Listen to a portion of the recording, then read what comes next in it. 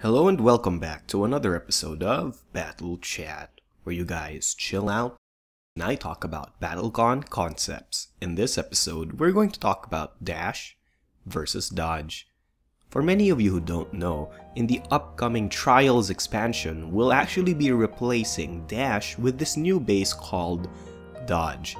Now for those who don't know, the difference between these two bases are very simple. Number one, dodge's priority is priority 3 instead of priority 9, and then its movement effect is start of beat instead of after activating. In fact, these are the only two differences these bases have aside from, of course, their name. So how do these two differences change the way we're going to be playing the game? Of course, lots of differences can be seen for specific characters, for specific strategies, and for specific setups. However, on a global scale, let's talk about how these two changes change the way we will play BattleCON. Now, I believe it's very important to start with the difference in the triggered effect. Dash's triggered effect is after activating, meaning that its usefulness is actually tied to how big your priority is. If for some strange reason your priority is 0, dash actually ends up being really bad because it does nothing and then you get hit and then you get stunned. So if you're stunned, you don't get to do the after activating and move. Or if you're too slow, you don't get to do it before your opponent has the chance to stun you. On the other hand, dodge's effect is start of beat. Start of beat is significantly different from after activating for a multitude of reasons. Number one, it happens before stun check, meaning that even if you are stunned, you will get to use your start of beat effect. Essentially, this means that if your opponent somehow is faster than you and stuns you, or has a start of beat effect that allows them to stun you, you can still avail of your movement effect, dodge them, or reposition. This is a very big change because this means that stats are no longer important for making your dodge work. If you remember our episode on burst, I talked about how burst is quite powerful because the start of beat effect is actually independent from priority stats, meaning that even the most powerful statted characters can't stop you from doing your burst, which is really good. So if you're thinking about it in this fashion, dodge essentially adopts this kind of power. It allows you to now ignore how fast your opponent is and just dodge them for quote-unquote free.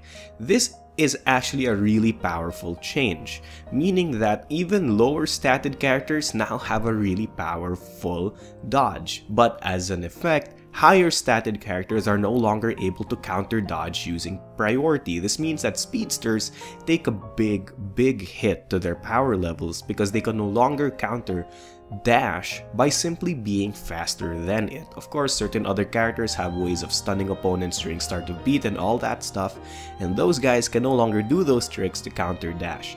This essentially means that a lot of things that used to counter dash no longer counter dodge. And this can mean that your character has to worry about dash just a little bit more now that it's a dodge. But aside from that, it's a generally good thing all across the board, giving more characters more access to powerful dodge plays that used to suck as dash because those attacks used to have low priority. Now that priority does not matter to make dodge work, those attack pairs suddenly become halfway decent. So, what does the difference in priority make? Earlier I just stated that priority does not matter when it comes to using dodge because it's a start of beat effect and will happen regardless of how fast or how slow you are or whether or not you're stunned. So what big difference does the shift from 9 to 3 priority make? One word is all you need to understand: clashing. Priority 3 is the most average priority a base can have. This is why Strike is priority 3 because Strike is a very powerful base, sans the range, and so it being very clashable due to the fact that the average priority of a base is 3 means that if you have no way to get out of their strike, you always have the ability to purposely clash it, what I call parrying, in order to avoid their powerful attack. So in the same vein, the new dodge base is exactly like strike. It's less quote-unquote consistent than dash in this respect. it was very impossible to clash dash. Back in the day, when you had a dash play, it was almost impossible to clash it because nothing could usually be priority 9 or above, unless your opponent was willing to play their own dash to parry yours. This is quite a tall order because people usually did not want to waste their dash in simply trying to predict yours. It's not that good in terms of how consistent that can be.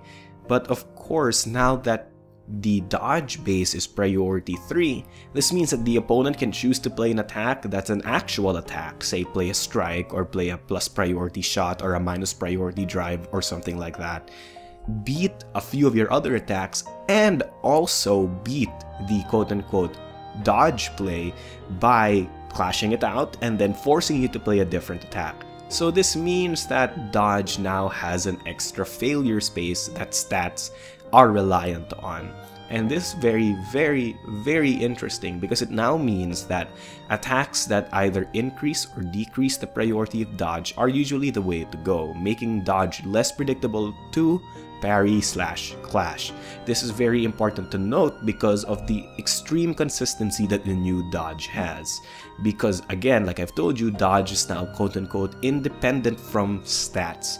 So being able to purposely clash it or parry it is the way to make that consistency more balanced. But that only really applies if your opponent is able to make your reads, read your mind, or properly guess your strategy.